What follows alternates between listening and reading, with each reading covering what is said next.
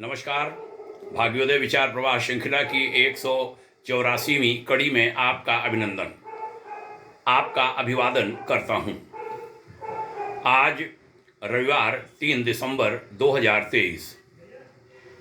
प्यारे देशवासियों, विशेष रूप से नई पीढ़ी के हमारे साथियों, किशोरों, बच्चों, हमारा भारतीय समाज हजारों वर्षों के थपेड़ों से, उसके अनुभवों से सीख लेकर इन दिनों कई बार चिंतित होता है। भारतीय समाज यानी मूल सनातनी समाज कि कहीं हमारा राष्ट्र पुनः विभाजित न हो, कमजोर न हो, सनातन यहाँ का कमजोर न पड़े। उसके लिए विभिन्न प्रयास भी वह कर रहा है। जब अतीत में जाते हैं तब 1905 याद आता है, बीती शताब्दी का 5वां साल। देश के विभाजन की प्रक्रिया वास्तव में 1905 से शुरू हो गई थी। अंग्रेजी शासन था, बंगाल को तोड़ा था उन्होंने एक प्लान बनाकर।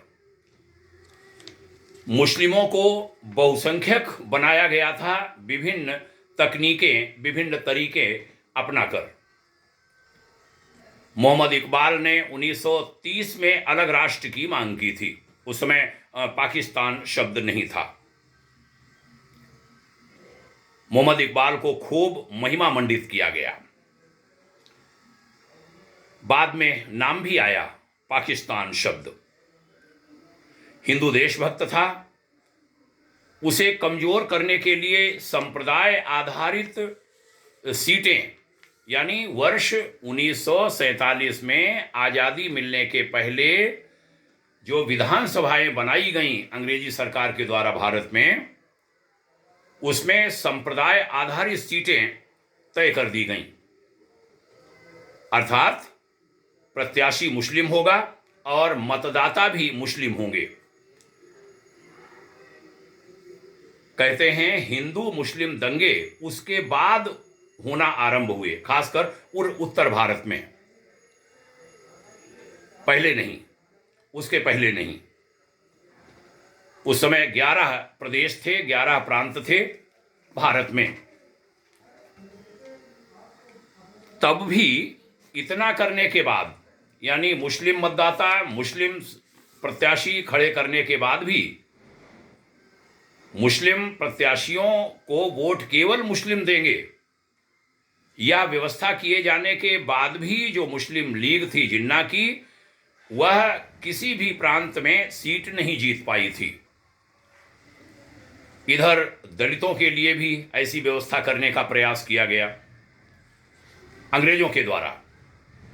महात्मा गांधी आमरण अनशन पर इसके खिलाफ बैठ गए।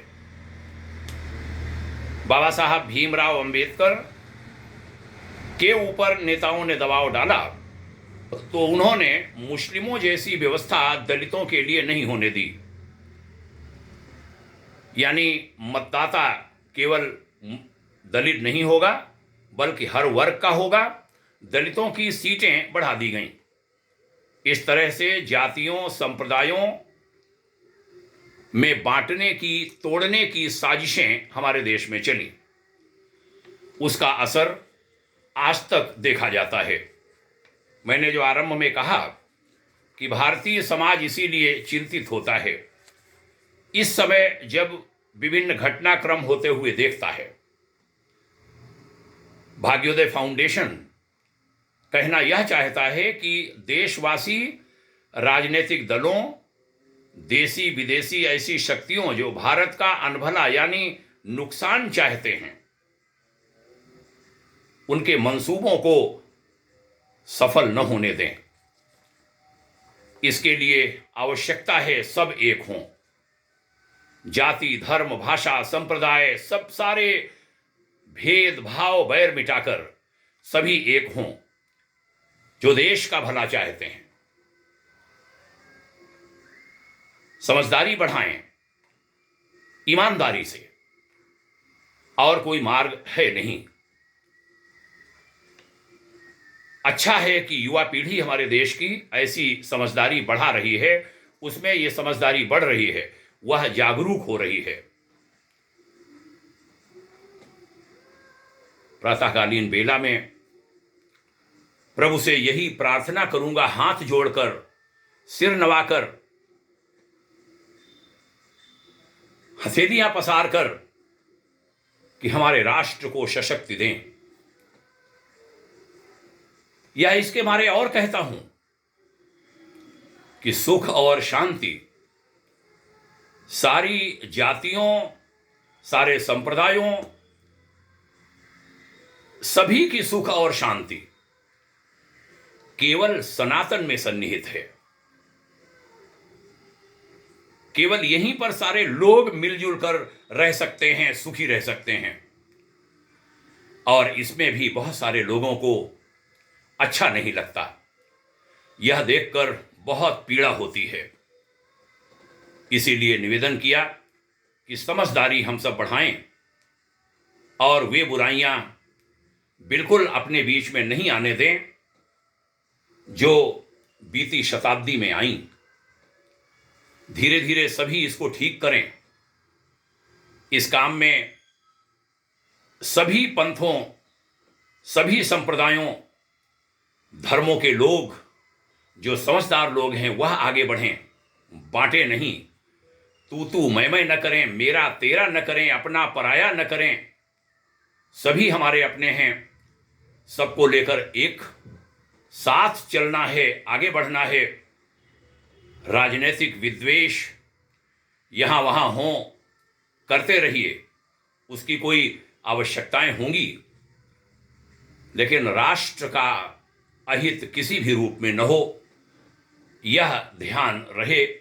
मूल में यह धारणा, ध्येय, लक्ष्य अवश्य रहे। इसी निवेदन के साथ आज की चर्चा का समापन करता हूं। इस ऋषि राष्ट्र के उज्जवल भविष्य की मंगल कामना करता हूं। आप सभी का पुनः अभिवादन, प्रणाम।